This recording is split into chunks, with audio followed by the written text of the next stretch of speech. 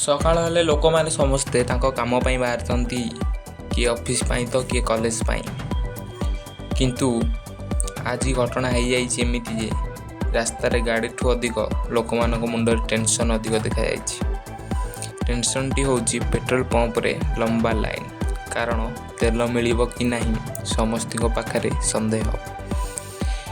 Petrol pump ଆଗରେ ଲମ୍ବା line କାରଣ ଯେତେବେଳେ ଜୀବନ ଡେଲି ରୁଟିନ୍ ଉପରେ ଆସେ ସେତେବେଳେ ଛୋଟ ସମସ୍ୟା ବି ସମସ୍ତଙ୍କୁ ବଡ଼ ଲାଗେ। ସମୟ ବଦଳୁଛି କିନ୍ତୁ ସାଧାରଣ ଲୋକଙ୍କ ଷ୍ଟ୍ରଗଲ୍ କେବେ ବଦଳୁନାହିଁ। ଆଜି ପେଟ୍ରୋଲ ପମ୍ପରେ ସମସ୍ୟା ତ କାଲି ଆଉ କିଛି ସମସ୍ୟା ହେଇପାରେ।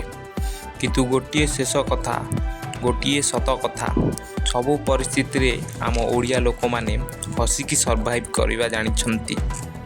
କାରଣ ଲୋକ ଏଠି ଜୀବନରେ ସବୁ ଶେଷ ହୋଇଯାଇପାରେ ଭାବନ୍ତି, କିନ୍ତୁ କେବେ ବି ନିଜର ଆଶା ଶେଷ ହେବାକୁ ଦେଇନଥାନ୍ତି।